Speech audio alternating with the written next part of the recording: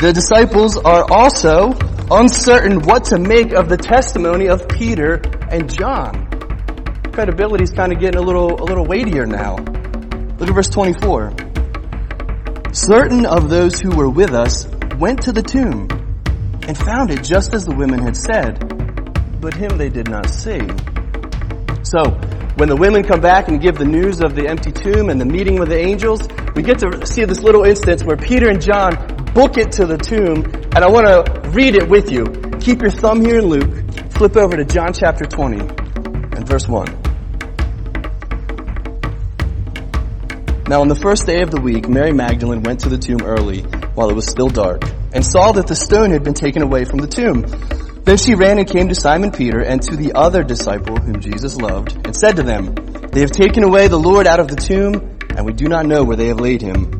Peter therefore went out, and the other disciple, and were going to the tomb. So they both ran together, and the other disciple outran Peter and came to the tomb first. And he, stooping down and looking in, saw the linen cloths lying there, yet he did not go in.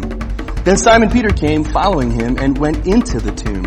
And he saw the linen cloths lying there, and the handkerchief that had been around his head, not lying with the linen cloths, but folded together in a place by itself.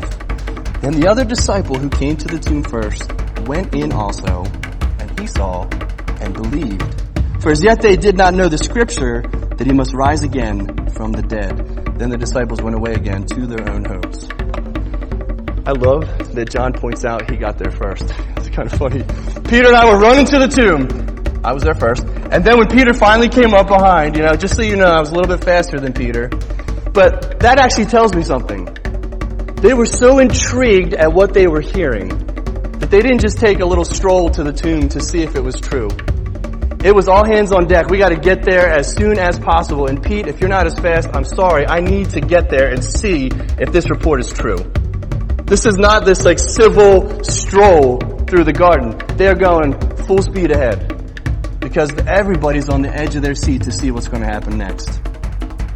But notice this. The empty tomb in and of itself was not enough to convince them, was it? Just finding the tomb empty didn't cause them to fully believe. Here's why I say that. Mary Magdalene has a reaction of sorrow. Did you see what she said to the disciples? She comes back and she says, hey, the tomb's empty, the stone's been rolled away, and we don't know where they've taken his body. So Jesus is missing, the tomb is empty, but he's obviously laying somewhere else still dead. See, there's an empty tomb, yes, but Jesus is missing, he's laying somewhere else. Look at verse 8 that we just read. It says, the other disciple who came to the tomb first went in also. He saw and believed. He saw that the tomb was empty. Okay, the women didn't make that up. We can verify he is not here. So far, so good. But then verse 9 says, they still didn't know the scripture, that he must rise again from the dead.